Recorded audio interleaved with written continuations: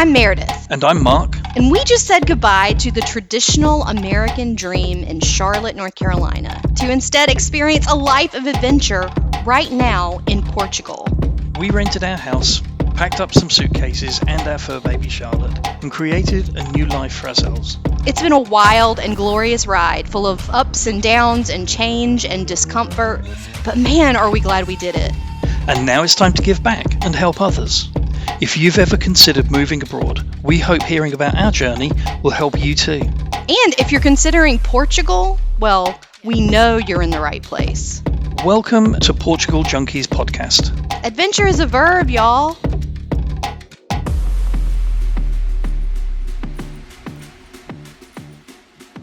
Welcome back, Portugal Junkies. Hello, and hello. Oh my gosh, we have missed you. 2025. It's been a long time. Yeah, it is March. Already. Jeez. Listen, we had all intentions of coming back in January. Yep. Life just happened. We have been living it up. Life We've happened, traveling. travel happened, emergencies happened. That's true. Lots of emergencies, actually. Stuff. Life stuff that doesn't change just because you moved to Portugal. But in fact, if anything, it's more life stuff. Probably more life stuff. You're totally from right. a travel point. Yeah. Okay. So we're so excited to be back, and Cheers. We are thrilled that we've actually had a number of you reaching out to us going, I miss listening to you. Are you coming back? And that means the world to us. Yeah, it does. So thank you for those of you who did that. It just made me and Mark feel like, wow, maybe what we are bringing is valuable to people. And if it's always been our goal. Yeah. And if it's valuable and a little bit amusing, then even better. Well, we try. We try to be. And if it's controversial, then absolutely fantastic. Love it. That's one of our big changes. I'm thinking it's going to be in 2025. We're not going to be hesitant to. No. We're not going to be hesitant to downplay what we feel about things. No, I mean. Of course, we really haven't before. I just, at the No, beginning. I'm not looking to go on an attack. But if a subject point comes up, and I feel strongly about it. Oh, you're going to have an opinion? Well, yeah. Oh. For once in my life, I'm going to have it. Yeah, sure.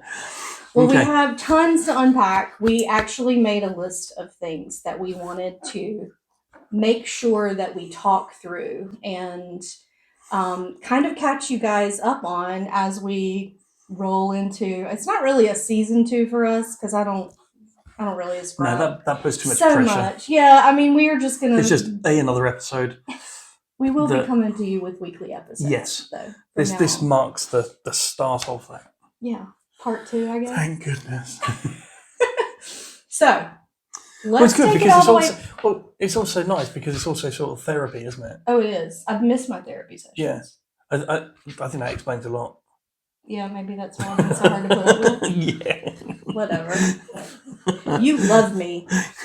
Me loves you. So, the first thing I written down on our list was to start where we kind of ended, which was our trip back to the US and the UK for the holidays. Yeah. And I know that was a while back, but I think we have a lot to talk about and, like I said, unpack with that because, as we move into whatever this part 2 is, or just kind of starting the podcast again, and now that we've been here for 15 months. Yep. Gosh. You start to think about what's valuable, what's still valuable for listeners to tune in for, right? It's not all the new stuff anymore in the first year. It's kind of like phase 2 of what does it look like to have moved here and now we're here and all that jazz. So. Well, I think phase 2 is really, it's about how you live. It's about how you create friendships. It also, with our particular circumstances, really reinforces getting back to the US and back to the UK for family. This is and now. How does that feel? Yeah, and how does it feel? And how does it work? And what do you do with the dog? And this, that, and the other. Yeah. There's all sorts of real life stuff now. I mean, it wasn't necessary that it wasn't real life stuff then. You were in family before? Well, yeah. I mean, we kind of were. Kind of. It's like an extended tourist, isn't it? Yeah. And now it's just Now we just live here. Actually, just living here. I say just. I mean, it's living here, and it's making the most of the experiences, and that goes with the ups and the downs. Yeah. Well, let's talk about how our trip home was. Now, I don't know if we talked about this before we left or not, and took our break, but the plan originally and how it played out was that both of us for Christmas had needs to be with our moms and dad, but our family that are in different places, right? But specifically because Mark's mom is battling cancer, my mom has dementia. And so for both of us, it kind of felt like this is, it's an important holiday to be together on the day. And so we said we would split up for this. Yeah. We're not doing that again as a fast forward. No. But I went home for 10 days. He went home. No, I went home for 2 weeks. He went home for 10 days and then joined me in the U.S. So that's for the final part of the second week. And so I traveled alone with Charlotte. Congratulations. Our girl, for the first time. Yeah. And that was a big damn deal. I think when you have pets that are like family and you know that all it takes is one ornery person at the at the desk at United or Delta to be in a bad mood, to be like, yeah, she doesn't meet the guidelines. Well, I mean, all you needed was some border person, some gate agent, some TSA, some arsewipe. Just wanted a little fight for a fight's sake. And it has never happened. No, it hasn't. I just rabbit hole that in my brain. But, you read of things like that going on. And it was, I think for me, it was the fact that you were doing it alone, which I was, not that you shouldn't or couldn't have been able to do it, but I was very proud that you did. Yeah. It was still nerve-wracking for both of us. Yeah, period. For definite, until I knew that you'd, get up in the air. In the air, be good. And then, other side of the gate. Yeah. Back in so the my States. girl and I did great. She's always wonderful, but yeah, she's good. I tempered my anxiety enough to make it through. And we had no problems, so thank goodness for that. But I will probably do another podcast just about that, just so that people understand. And we did it on our TikTok and Instagram pages too during that month to kind of highlight the steps and exactly what you need. And when you go there and back as a temporary resident of Portugal. So it's a little bit different than the first time you come over here, because the health certificate is replaced by her EU passport, which is a lovely thing because it takes that timeline weirdness out of it, and streamlines it. But anyway, do that as a separate. There was a lot of stress going into going home, and that was one of the big things. And I think it was being apart, knowing that we were going to be apart for a little while, and kind of being sad about it. It's not even kind of. I was really sad that we weren't going to be together on Christmas, but it was worth it to both of us at the time to just be like, we need to do this. But yeah, when I got home, it felt, and this will be really interesting because we're going to talk about this from two different perspectives, right? So he was in the UK for a few days.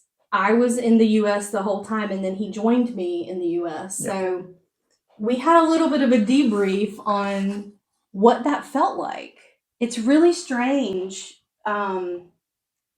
I've been doing a lot of thinking about this in the past, actually couple of weeks, because when we moved here and kind of reflecting on our time here, when we moved here, everything was so new and exciting, and you're not even thinking about going home, right? Other than seeing your family. And now it's hard because there's reasons that we will talk through that it doesn't feel like home anymore. Right. So you're going home for Christmas to a place, my family and my mom and dad's house and all that other stuff will always be home. But I was not excited to go back to the U.S. Mm-hmm. That's the truth of it.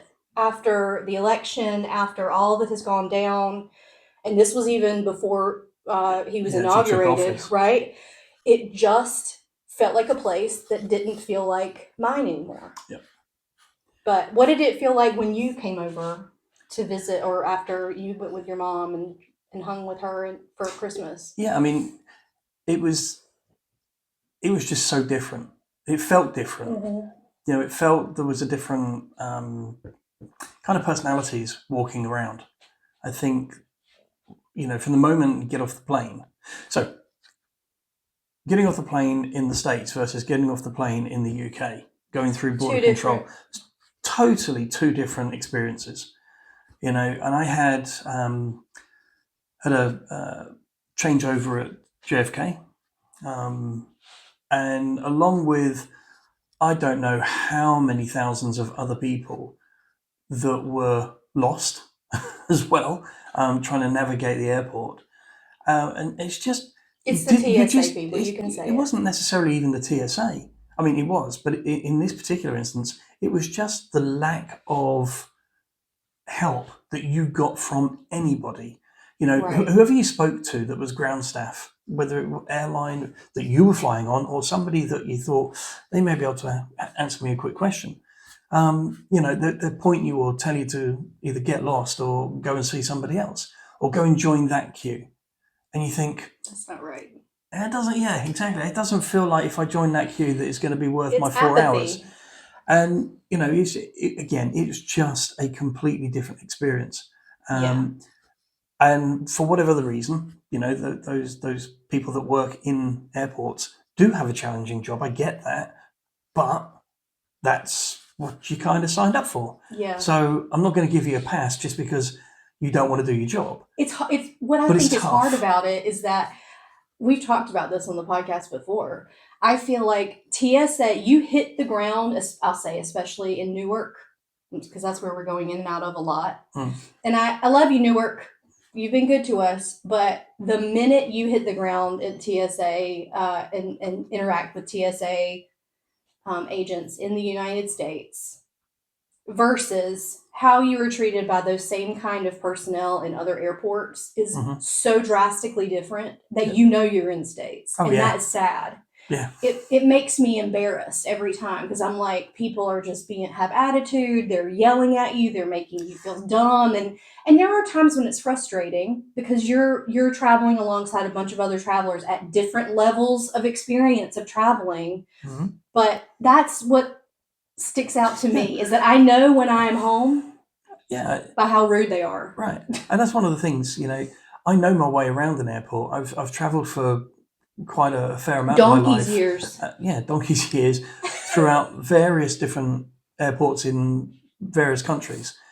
And it's the only place in the States is the only place where you feel like you are a pain in the ass for the people that work in there. Yeah. Like they're not there to serve you've just got help you. You've just got to push yourself to the front of the queue because if you don't, you'll just get knocked back to the back of it. And I just think that's a completely wrong way of doing it. But if you don't play by the rules that are on the ground, you're not going to get anywhere. You're certainly not going to get to your next flight. That's for sure. Yeah.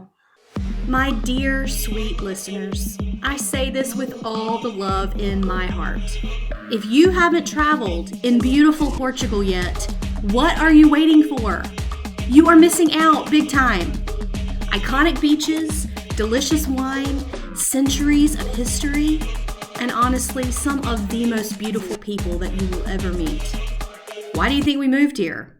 So, when you're ready, we are ready to help you plan the most perfect customized Portugal itinerary just for you, and more importantly, how you like to travel. Family trip with the kiddos, lazy girl travel, history buffs, foodies, combinations of all of those, we got you. After exploring Portugal since 2022 and then immigrating here, we're really excited to build travel plans for you that help you see this gorgeous, special place by understanding the way that you like to travel.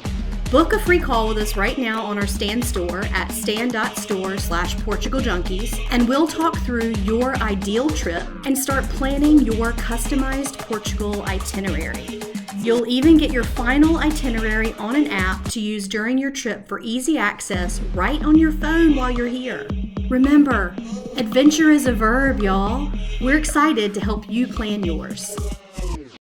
So how did you feel safety-wise when you arrived from the UK into the US? Or even while we were home. We don't have to. Yeah, I'm just not like in making it all general. about that. Just generally, very much more on alert. For the time that we've been here and the time that I've been back in the UK with you, without you, it's, you're always watching the door. I am always watching the door, always thinking of different people's attitudes or actions, or how they present themselves. And it's just, that's a little bit of my background of how I watch people. Yeah. And that doesn't necessarily go for everybody. In some cases, I'd love to be like, yeah, let's be oblivious to it. But at the same time, no. But comparing that with the UK, certainly comparing it with Portugal, it's night and day. I don't. Yeah. I didn't feel threatened here, and it's not that I felt. It's not that I was feeling threatened or anything in the States. I think it was just, you are on an awareness campaign the whole time you're there. Yeah. Because number one, we haven't been into it for several months. It's post-election. Yeah, but it is now. But even then then it was post-election, and so I was worried. I was on alert. I was nervous and anxious about it, and I was trying to temper that, because sometimes I can get in my head about stuff and expect things when I didn't have to worry about it to begin with. But my gut was telling me that, as a woman, I needed to be more on alert than I have ever had to be here. And so you get really used to being here and not having to do that. And so I was dreading the fact that I knew that I had to go back to that attitude of not trusting anybody, having my guard up, all of those things, and being very aware of everything around me. And I'm not saying that you never have to do that here, but it's so rare. It is, especially in the small town of Tavira. Okay, yeah. I'm sorry, but it's like, I get Porto and Lisbon. Yes, absolutely. Those are two big cities, but our experience here in Tavira is complete opposite. Yeah. It is very peaceful. And I was anxious about that, and I was rightfully anxious, because it's exactly how I felt. And I had to battle that the whole time. You don't realize how much energy it takes. No. I would go to the grocery store for my mom and dad and be looking around me like, well, anybody could be packing right now. Mm-hmm. And I just don't have those thoughts here, because it's just not the same reality. And it drained me, and it made me really sad. And it was a hard couple weeks. Yeah, the definitely. Truth of it is that being home this time was exactly hard. And the fact that we were split up for the first 10 or 11 days, whatever. Yeah. Each day or night that we would talk with each other, I could see it in you that it was just weighing. It was like you were different, even though you were with your parents and family and friends and such like. Yes. With the dog, you could tell that it was just there were a lot of teary conversations for one reason or another, and it just felt heavy.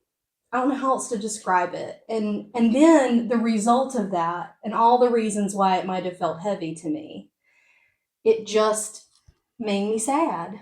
Because I hear people talk about this a lot. When you move to a new country, it's kind of like an in-between. You're in this limbo, right? Yeah. It's not, your old home is not your home because you wanted to move away from it for whatever reason. Your new home is not necessarily home yet.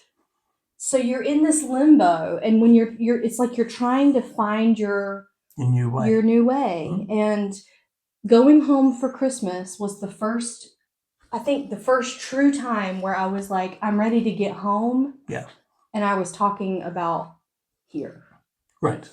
And it was a transition. And there are things that you mourn about that. And there are things that you have to say, this is why we chose this. This is why we did this so that we would have a place that we felt more ourselves in and that we could call home. Yeah. Daily existence here versus there. Yeah. You know, comparing driving over here with driving in the UK with driving in England. Now, all of these countries have got idiots. Let's not joke about that. Idiotas in Portuguese. Muppets, planks, whatever you want to call them, they exist everywhere. But at no time did I feel more worried about being on a main road, like a highway, an interstate, than at home. than in the States. Yeah. We talked about Not that at all. before too, Not about at all. how by the time we left Charlotte, I was like, get me off of the highways because I don't trust anybody, and it's like it feels like it's a death wish to go anywhere. Yeah. I'm still so happy that we don't have to deal with that here. The only thing that's still challenging here is when we get an Uber driver that is again, like Mario Andretti, and Mark is just like holding onto the "Oh Jesus" handle and screaming, and just because. And they look back at us like, it's "What just, the hell is wrong with you?" Right, but again, it's because when I'm in the car, generally speaking, I drive. Yeah. And I feel in control. When somebody else is at the wheel, it's number one, well, you're never going to drive as well as me. Of course not. Whether that's true or not, but it's just the it's just the control element. But yeah, some of them are complete horrific. But equally, there was a couple. We had one the other day when we came back from that you actually the airport, and I said thank you very much for a wonderful drive. And it was all the way back from Faro Airport, and didn't exceed the speed limit. Looked as if he was awake. Wasn't smoking. Wasn't. It was just like one of the nicest experiences. Wasn't one of the best cars. But, I still say, like, being here and not having a car is the best thing ever. It really is. Like, there are times when it's kind of a pain because you have to do some planning, but not even. I mean, most of the time when we call an Uber, it's here in 3 minutes. So, what is the plan? Right. Anyway, the other thing that I really noticed when I was at home was the inundation. Well, I say this, just constantly being inundated with news and Trump stuff, just political stuff constantly. And I think that's going to be different family to family, right? Like my parents will literally get up in the morning and turn on the Today Show, and then it's like the news all day long, and it's the same damn stories over and over and over all day long. Yeah. That drives me a little crazy, but it is their house, right? At least it's not on Fox News, for God's sake. But I'd have a lot more to say if it was. I'd be on the dock, or right. So there's a part of me that was part of the drain, that it was just like, there's not a lot of good feel good stories on the news. So when you constantly are like exposing yourself to that, and it's hard. And I think that it's just become that way in the States. Yeah. Again, making a big broad brush here, because I know a lot of people in our camp have literally tried to limit this exposure, whether they're living there or not. The thing is, you still want to be aware, but you don't. Yeah. You left. You moved to another country, Portugal, wherever, because of many different reasons. But one of them was probably to do with Trump. Mm-hmm. Was to do with a Republican or a MAGA influence, whatever you want to call it, whatever or the opposite sign you want to hang around on it. You want to be away from those people. Right. But if you're coming from somewhere to somewhere and you're just going to really just enjoy the opportunities that you have, you might filter out some of yeah. And we have. I mean, I've gotten to the point where I've removed Facebook from my phone. Yeah. So I've removed the app, which is a big damn deal for me because it's the way I keep in touch with people a lot. Even just peripheral acquaintances and knowing if somebody's mom died or whatever. Right. It's just sending a note and saying, I'm really sorry this happened. Like, I had to give that up, though, because I'm fucking mad, quite frankly, about Zuckerberg and his unwillingness to help battle the misinformation and disinformation that's out here. And so it's kind of like my protest. At the same time, we keep in touch with Portugal forums and local groups here through Facebook. We are tracking the visa process and the challenges that is bureaucracy here and trying to keep in touch. That's how we do it. And so it really took a lot. I was like, he's going to stay on Facebook so he can monitor the other stuff. It was just too much for me. There are things that you have to start taking a stand on, I feel like. And I feel like post inauguration, especially, I would say in the past 60 days or so, I've been making some of those choices. Anyway, I don't even know how I got on this topic, but it just feels like the choices that we make here about what we consume are very conscious. There, I felt like I didn't have a choice. I was going to say, you get far less choice because it is everywhere. It's on the TVs that you walk into in the petrol station. It's on TVs wherever. And unless it's playing football or some other sports, soccer, it's going to be Did some. Did you say the S word? Did I swear? I think he said soccer. I think I swore. Wow. Shit. But again, you talk about consuming the media and everything that's going on in the news and people's feelings and all the rest of it. But that was another thing, that I felt was different in terms of consumption. And that was the physical consumption of things. Oh my God, like food, there's a Starbucks on every street corner in the States. There isn't qualify that. I'm sure there are more in Lisbon. There's a couple in Porto, and there are none here. I think the closest Starbucks here is about 20 miles away in Lille. And that suits me perfectly fine because, if I want some good coffee, probably not going to be going to Starbucks in any case. That's more out of fighting a protest, again, of capitalism. Now, in its form, nothing wrong with capitalism. Yeah. But it's the way that it has an effect on everyday living. We've taken ourselves into a place, into Vera, where it exists, obviously, because that's what makes the world go round. But it's not done in a blatant, in-your-face, pushing it, you've got to have the next best thing. True. I also think that I feel like it's this element of realization, or I won't even say realization because we've known it. I'm more aware of being monetized there than I am here. And it's because I'm more monetized there.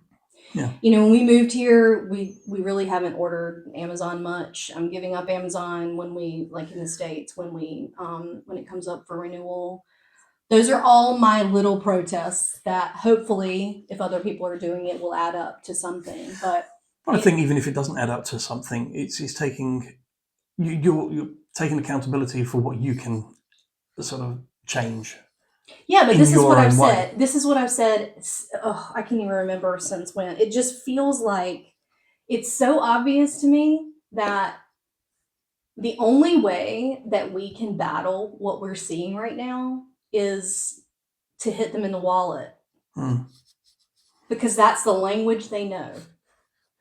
And so every little bit that I can do and make a choice, and I'll never be perfect. It's just impossible to never be monetized for the United States of America and USA products, likely, right? And that goes for basically everybody in the world because of how we operate.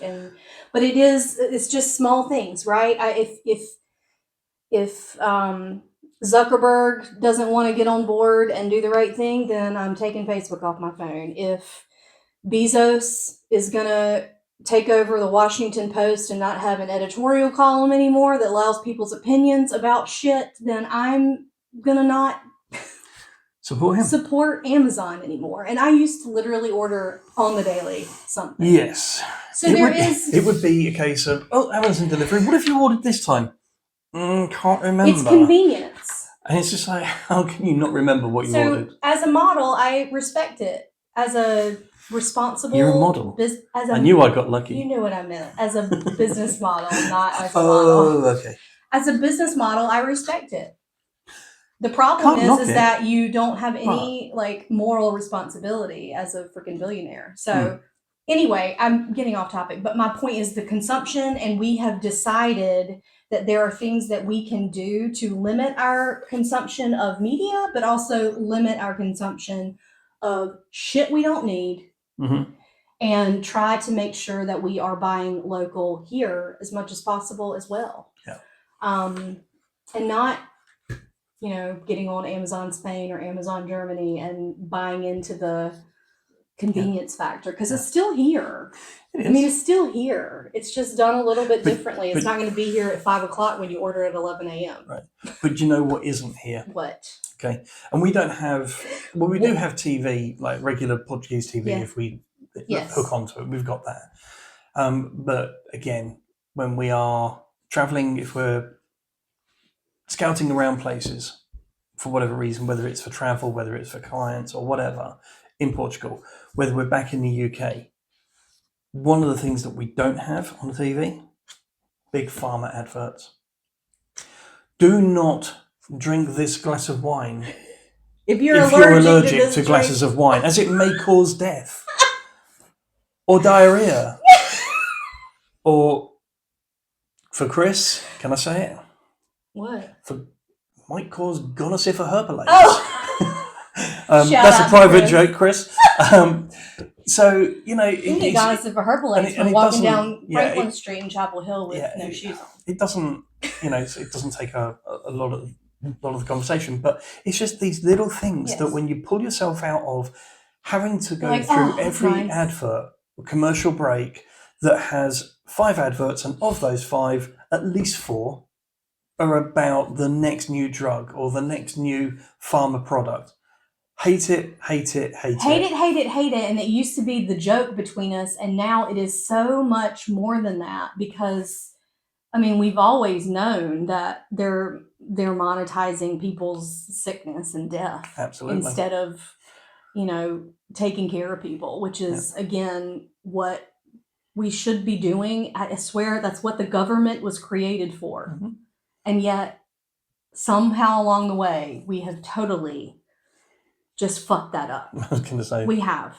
And so anyway, I do get what you're saying. It seems a little flippant, like, no big pharma ads, but it's a big thing. You don't see that here. When you don't have it, not very often. Smacking you around the face every 2 seconds. Yes. It makes a heck of a difference of what you can actually enjoy watching on TV.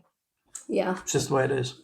So that was another big thing that notable in the 4 or 5 days that I was in the States. Hey babe, how many times do you think that we rode the should we or shouldn't we move to Portugal roller coaster before we actually did it? I don't know, maybe like 193 times. Wouldn't it have been so cool if we had us during that time, to talk to? Absolutely, I'd love talking to us. Me too! So, we've decided we are going to be the us we needed for you guys. If you want to shoot the shit, ask us anything, or just get some real life perspective from our experience of moving from the US to Portugal, we are now opening up our calendar for one-on-one calls. We can also hook you up with some of our best legal, immigration, and tax partners who helped us along the way. You can choose a mini call for 30 minutes, or if you're talky-talky like me, an hour, and we'll hop on Zoom together to answer anything we can for you as you try to decide what's best for you in your potential move to Portugal. Book with us right now on our Stan store at stan.store/Portugal Junkies, and we'll see you there.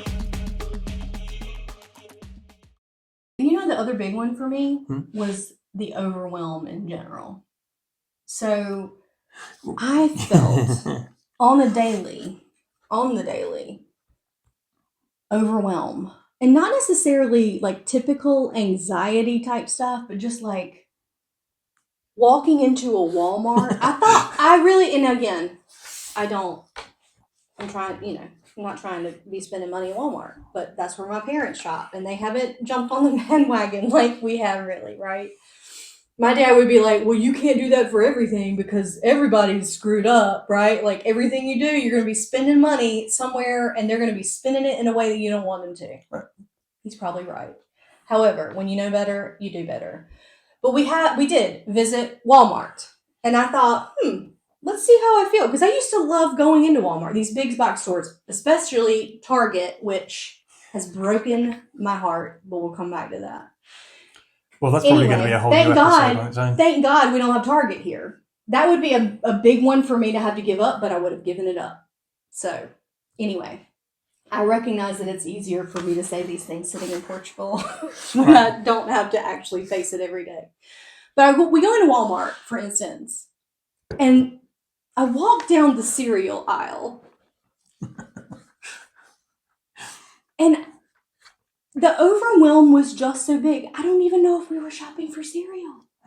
Like, it was just the fact that there were 100+ different types of cereal to choose from. Yeah. At the low price of not.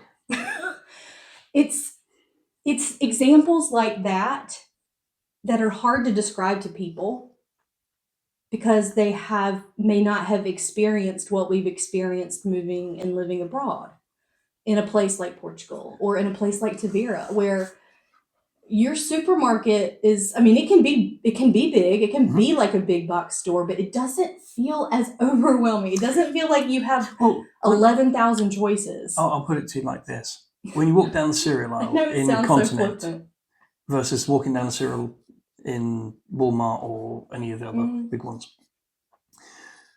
We don't even eat cereal very much. He does. There are far fewer cereals in the... Sorry, I'll put it this way. There are far more cereals in the US because the restrictions on the ingredients mean that they don't have to be banned. Probably find that 50% of what's sold in the States is banned in Europe. Just flat out banned. Tells you something, and doesn't it? That really does tell you something. Yeah. So yeah, that was the whole cereal gate. Continuing on though, like from this topic, did you feel physically bad there from food that you were eating? No, I don't know that I felt physically bad from it. I will say that I was very aware of the choices that I was making. So if you were wondering what's in something, I was thinking, oh my goodness, I'm going to go to. Like when we went to the, we went to the pub, to the brewery. Yeah. Okay, and they didn't serve food in there necessarily, but you could go and pick it up from the pizza place or the whatever, the Chinese.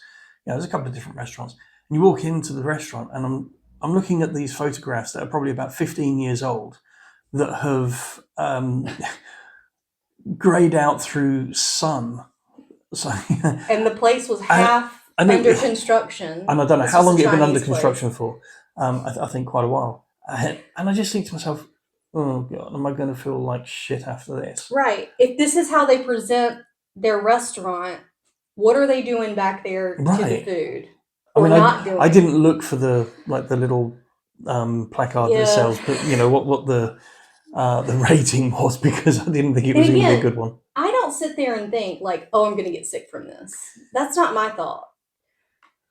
I don't even think about it like in a germy way.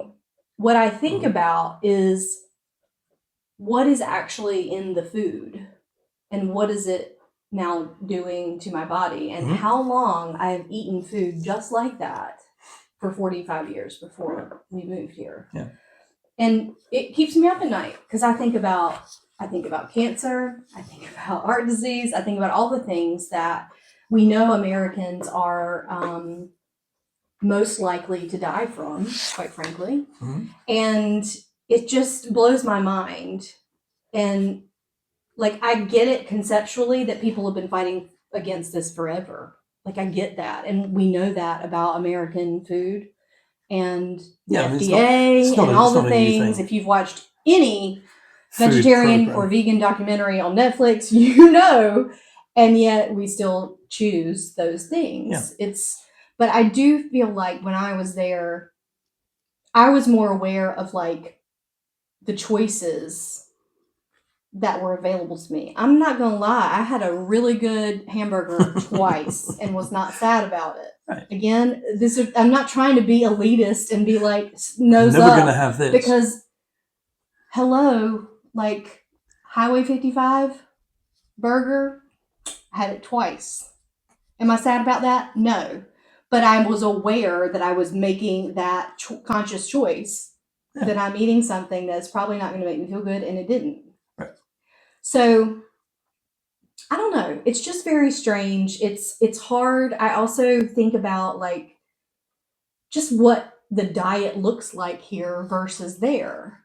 You know, it's real clear there that if you are tight on money and your grocery budget, it is easier to buy cheap fast food and convenience food. Mm-hmm. Here, it's the opposite of that. Yeah. Yeah. If you want to buy like a lean cuisine type meal in the grocery store, you're going to pay much more for that kind of shitty meal than buying the same ingredients to make the meal. Without a doubt. Which, shouldn't that be the way it should be to promote a healthy lifestyle? Like, shouldn't it be better for us? But you've got to look at where that originates from, where it starts from. You know, it started many years ago with the fast food promotion in a huge country. America. That was just dealing with trying to feed the people. And so I get it from that. Get it from that. 100%. And sometimes it's just morphed into something ugly. Right. But I think about it from a perspective of those without a lot. Mm-hmm. And you think about the injustice that is, I'm literally got this much money. I've literally got this much.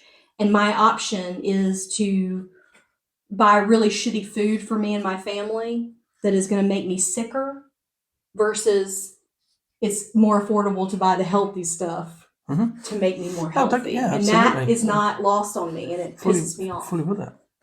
Anyway. Fully with it.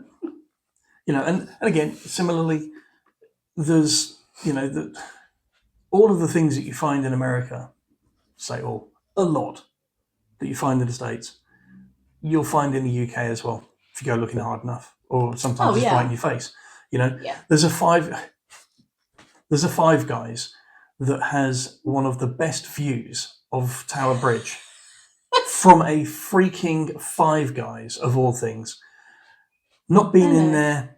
It's just I love the Five Guys, but I'm not paying those prices. Tell them what's at the at the pyramids in Egypt. Oh, so yeah, beautiful. You're looking over Giza and the Sphinx, and you're looking at it. And then if you look kind of 180 degrees behind you, there's a freaking KFC of all things. Again, it's just reality versus Instagram. You know, what you see isn't necessarily what it is. But yeah, I don't know. I mean, I don't want to harp on about it. It is what it is. But when you know better, you do better. And we're fortunately in a position where we can go to the local market and buy an awful lot of product for not a lot of cost, wash it, and it's done. Wash. Yeah, I mean, you always wash the veg. Some people wash chicken. I can see that. Did you know that? I can see that. No, honey, you don't wash chicken. When you've cooked, what, you talked about chicken breast? Yeah, I'm talking about any kind of chicken, like why would that they wash the problem? chicken. What's the problem with it? I mean, are you talking about with soap and water, or are you just like running Some people wash it with soap. No, that's just wrong. It's weird. That's weird. I'll grant you that. But even taking chicken out of the package and washing it first. But think about that plastic packaging. Some people might have an affliction against you go down packaging. the rabbit hole on TikTok or Instagram about washing meat. Okay. All right, fine. Let's get back to. We will come back to this on another podcast, and I'll be like, "What did you find out?" What we're going to do is we're going to have it in the kitchen, and we're going to have a whole counter of things. It's disgusting. It's weird. Anyway. Oh, I know y'all wish I had an opinion about things. So I think that covers like the real like big heavy stuff. Mm-hmm. I think we'll come back in the next episode and talk to you guys a little bit about the kind of more funny, lighthearted stuff that we noticed in the U.S. Yeah, that'll be quick. And coming back. We'll see you next time. See you very soon. Thank you very much for sitting by the fireside with us. And yeah. We're happy to be back. Very happy to be back. Cheers, y'all. Cheers. Listen up, future expats. For more content about our move, the visa process, Portuguese culture and destinations, and tons of support resources for your own decisions and potential move abroad, follow us on Instagram and TikTok at Portugal Junkies. Stay in touch and help us reach more people by subscribing here and following us there. Cheers, y'all!